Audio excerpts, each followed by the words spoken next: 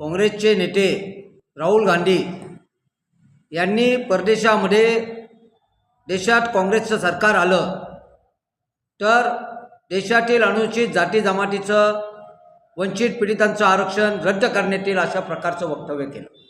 सर्वप्रथम राहुल गांधींना असं वक्तव्य करण्याचा कुठलाही अधिकार नाही। देशातल्या अनुसूचित जाती जमातीच्या आणि वंचित पीडित घटकांना भारताच्या राज्यघटनेने संविधानानं आर्टिकल 340, 341 आणि 342 नुसार आरक्षण दिलं गेलेलं आहे आणि हे आरक्षण बदलता येत नाही आणि बदलण्याचा अधिकार काँग्रेसला किंवा इथल्या सत्ताधारी बीजेपीलाही नाही।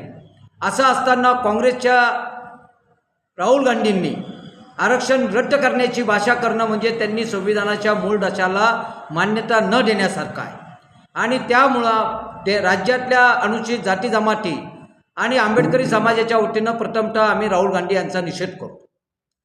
या देशामध्ये न्यायालय आहे, उच्च शिक्षण आहे, उद्योगधंदे आहेत, नोकऱ्या आहेत, खाजगी उद्योग आहेत, यामध्ये दलितांना अजूनही प्रतिनिधित्व मिळालेलं नाही।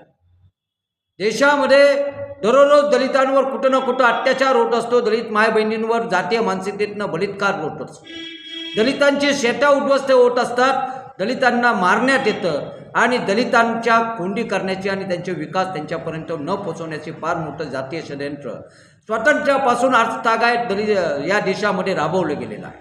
दलितांच्या जमिनी हिसकावलेल्या आहेत, दलितांची घरदारं उद्ध्वस्त केलेली आहेत।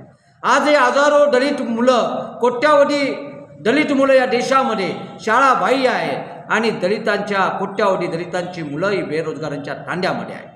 अशा परिस्थितीमध्ये दलितांना माणुसकीचं आणि माणूसपणाचं जीवन देण्यापेक्षा काँग्रेसचे नेते राहुल गांधी हे आरक्षण बंद करण्याची किंवा खतम करण्याची भाषा करून इथल्या दलितांना नागवण्याचा प्रयत्न करतात आणि हे कदापि या ठिकाणचा आंबेडकरी समाज आणि या ठिकाणची अनुसूचित जाती जमातीचे वंचित पीडित घटकाचे लोक सहन करणार नाहीत। त्यामुळं आमचा काँग्रेसला आणि राजीव गांधींना इशारा आहे की तुम्ही सर्वांच्या नादी लागा, पण या देशातल्या दलितांच्या नादी लागू नका।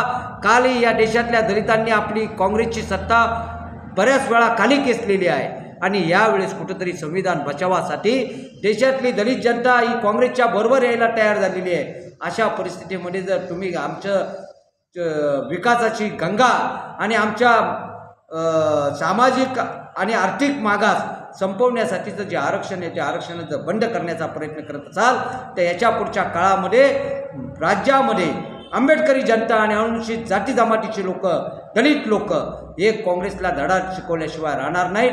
काँग्रेसने या निमित्तानं राहुल गांधींनी आणि काँग्रेसचं खरं स्वरूप या निमित्तानं बाहेर आलेलं आहे आणि काँग्रेसचा खरा चेहरा हा उघड झालेला आहे। त्यामुळं या देशातल्या दलितांनी या पुढच्या काळामध्ये काँग्रेसला आणि राहुल गांधीला पाठिंबा देत असताना या वक्तव्याचा विचार केला पाहिजे आणि काँग्रेस हे आरक्षण विरोधीच आहे।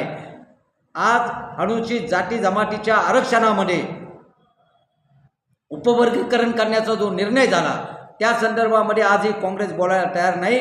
उलट पक्षी कर्नाटकामध्ये आणि तेलंगणामध्ये यांनी उपवर्गीकरणाला पाठिंबा दिला।